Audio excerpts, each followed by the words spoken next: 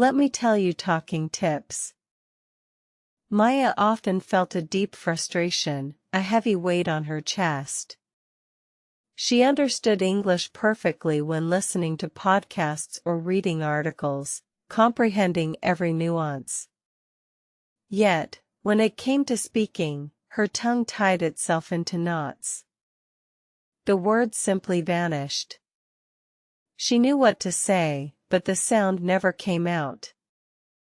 This unspoken struggle haunted her, day in and day out, like a persistent shadow.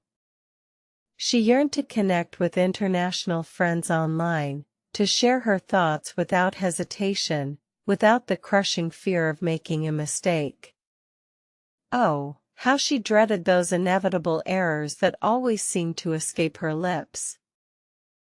I don't want to make mistakes, but I always do.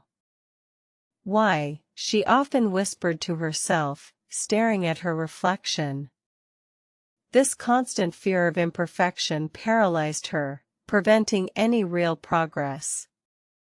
She believed that fluency meant utter flawlessness, a misconception that held her back from true communication. One day, while browsing an old bookstore, a weathered volume titled The Unspoken Language caught her eye. Its pages promised a new perspective, a different way of learning English, not just memorizing rules but embracing the process. This moment marked a subtle but profound shift in her approach. The book wasn't just about grammar, it emphasized immersion, a deeper connection with the language. It explained why you must read English, not merely for comprehension, but to internalize sentence structures and expand vocabulary naturally. Reading, it declared, was the silent foundation of speaking. Maya began devouring English novels, not worrying about every single unknown word, but focusing on the overall meaning and flow. She read everything from fantasy epics to simple news articles, letting the rhythm of the language wash over her, slowly building an intuitive understanding.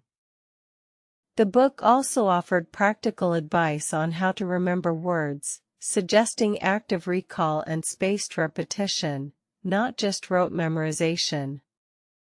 It encouraged associating new words with images or personal experiences, making them stick in her mind more effectively and for longer periods. She started a dedicated notebook, creating mind maps for new vocabulary, drawing little pictures next to complex terms. This creative engagement made the learning process enjoyable, transforming it from a chore into an exciting discovery. Her word list slowly, steadily grew. The best way to learn English, the book insisted, is not through passive consumption alone, but through active participation. This was the turning point. It wasn't enough to simply understand, she needed to engage, to speak, to transform knowledge into action. The next chapter focused on the power of listen and practice. It stressed that listening was not just for comprehension but for mimicking intonation, rhythm, and natural speech patterns. She needed to actively listen to native speakers, absorbing their conversational nuances. Maya began listening to English podcasts and audiobooks whenever she could, repeating phrases under her breath. She didn't just hear the words, she paid attention to how they were pronounced, how sentences rose and fell, how speakers conveyed emotion through sound. Then came the most daunting advice: how to talk at home to yourself. Initially, this felt incredibly awkward, even silly. But the book explained its immense value in building muscle memory and overcoming the initial hesitation of forming English sentences aloud. She started small, narrating her daily activities: I am making coffee now, or the sun is shining today. She described objects around her room, conversed with her reflection, and even debated fictional scenarios, all in English, in the privacy of her own space. This self-talk transformed her internal monologue into an external one. Mistakes were still made, but no one was there to judge. It was a safe laboratory for experimentation, allowing her to test out new vocabulary and grammar structures without public pressure. The book also suggested recording herself. Listening back, she identified pronunciation issues and awkward phrasing, then worked to refine them. This self-assessment became a powerful tool, providing tangible feedback on her progress, motivating her forward. Gradually, the fear of speaking began to recede, replaced by a growing confidence. The words, once elusive, now seemed more accessible, bubbling to the surface more readily. The transition from thought to spoken word became smoother, less forced. Yet, a final hurdle remained: how to talk to anyone in English. The comfort of her room was one thing. Stepping out into the real world, facing actual human interaction, felt like an entirely different challenge, a monumental leap of faith. The book provided talking tips, emphasizing that communication was more important than perfection. It advised starting with simple phrases, asking questions, and actively listening to the other person, taking the pressure off her own speaking performance. Maya joined an online language exchange group. Her heart pounded the first time she clicked the video call button. Her palms were sweaty, and her voice trembled slightly, but she remembered the book's advice: just speak, even if imperfectly. Her first conversation was far from perfect, filled with hesitations and fumbled words. Yet, the person on the other end was patient and encouraging. They understood her meaning, and that validation was more empowering than any flawless sentence could have been. She continued to meet new people online and, eventually, in person. Each interaction was a small victory, a step outside her comfort zone. She learned to embrace misunderstandings as learning opportunities, not as embarrassing failures. Maya discovered that most native speakers were more interested in understanding her message than in correcting her grammar. This realization was incredibly freeing. It allowed her to relax, to be herself, to simply communicate without constant self-censorship. The process was iterative: listen, speak, make mistakes, learn, then speak again. This cycle, repeated countless times, slowly but surely chipped away at her anxiety, building a resilient foundation for genuine interaction and spontaneous conversation. She started actively seeking out opportunities to speak. Ordering coffee, asking for directions, engaging in small talk with strangers, every brief exchange contributed to her growing fluency and her diminishing fear. The fear of making mistakes, once a formidable wall, now resembled a permeable curtain. She recognized that errors were not roadblocks but stepping stones, vital parts of the learning journey, indicators of effort and growth. Maya understood that the best way to learn English wasn't a single technique but a holistic approach, a blend of consistent effort and an open mindset. It was about creating an environment where speaking felt natural and inevitable. She continued reading widely, enriching her vocabulary and understanding of complex sentence structures. The more she read, the more effortlessly words flowed when she spoke, almost as if her brain was automatically accessing a deeper well of language. Her listening skills also sharpened significantly. She could now discern subtle accents and rapid-fire speech, no longer feeling overwhelmed by the speed of native conversations. This improved comprehension fueled her confidence to participate more. The talking tips she had learned became second nature. She knew how to initiate conversations, how to keep them going, and how to gracefully exit without awkwardness. These social linguistic skills were just as important as grammatical accuracy. She often recalled the phrase, "Let me tell you talking tips," realizing how profoundly those simple pieces of advice had transformed her. They weren't just tips, they were a roadmap to unlock her previously silent potential, guiding her voice. Her journey was a testament to patience and persistence. There were days of frustration, moments when progress felt slow, but she never completely gave up. Each small improvement fueled her determination to continue pushing forward. Maya started journaling in English, expressing her thoughts and feelings freely.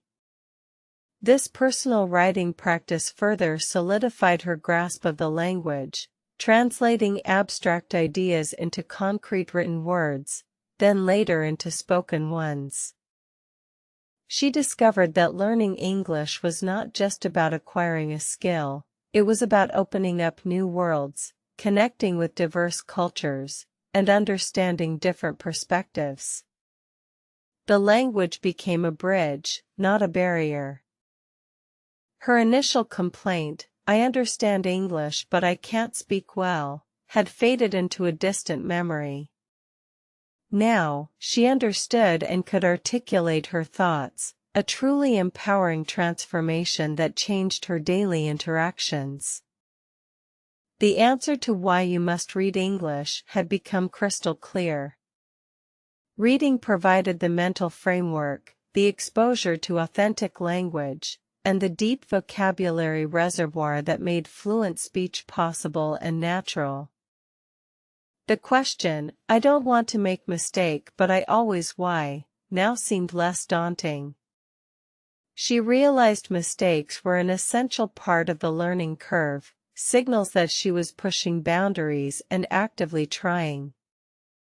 Remembering words was no longer a struggle, thanks to her active recall methods and the consistent exposure from reading and listening. Words just appeared when needed, as if by magic, truly internalized. The best way to learn English for her had been a combination of strategic practice and relentless self-belief. It wasn't a secret formula, but rather a dedicated application of tried-and-true methods tailored to her needs. Listen and practice became her mantra, a constant reminder to actively engage with the language in all its forms. It was the rhythm of her daily life, from morning podcasts to evening self-talk sessions. How to talk to anyone in English was no longer a terrifying proposition. She now approached conversations with curiosity and eagerness, ready to learn and share, rather than with apprehension and fear of judgment. And the humble act of how to talk at home to yourself proved to be one of the most vital steps. It built a foundation of comfort and confidence, making the transition to public speaking significantly less intimidating. Maya found immense joy in her newfound ability. She could participate in global discussions, travel with ease, and forge deeper connections with people from different backgrounds. Her world had expanded exponentially. She often reflected on her journey, remembering the initial struggles and how simple, consistent steps led to such profound changes. It wasn't about innate talent, but about diligent application of proven techniques. Her story became an inspiration to others who felt stuck, who understood English but couldn't speak. She shared her experiences, emphasizing that anyone could achieve fluency with the right mindset and strategies. Maya's advice was always practical: start small, be consistent, and don't be afraid to sound silly. The goal was communication, not perfection, and progress was always more important than immediate flawlessness. She created her own talking tips based on her experiences, drawing from the wisdom of the old book but adding her personal touch. These tips were rooted in empathy for the learner's journey and struggles. The way of learning English she advocated was holistic, encompassing reading, listening, and active speaking practice, all intertwined and reinforcing one another for maximal impact and retention. She had truly mastered the art of learning, moving beyond mere understanding to confident, articulate expression. Her voice, once silent, now resonated with clarity and purpose, echoing her determination. The old book now sat on her shelf, a cherished reminder of her transformation. Its pages, once a foreign script, now felt like a familiar friend, a guide that had unlocked her true potential. Maya's journey was a vibrant testament to the power of consistent effort and a brave spirit. She proved that overcoming the fear of mistakes was the real secret to unlocking one's English-speaking ability.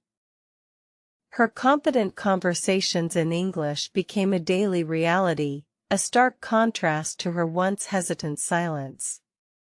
She enjoyed sharing her stories and listening to others, truly engaging with the world around her. She understood that language learning was a lifelong journey, but the initial, formidable barriers had been effectively dismantled. Her path forward was now clear, open, and filled with exciting new possibilities. Maya's transformation served as a powerful reminder: the journey from understanding to speaking begins with a single, courageous step, followed by many consistent, dedicated strides forward. The joy of expressing herself freely, of truly connecting with others in English, far outweighed any past frustrations. She was no longer a silent observer but an active participant in global dialogue. So, if you understand English but hesitate to speak, remember Maya's story. Embrace the journey, listen, practice, and talk, even to yourself. Your fluent voice awaits its powerful release.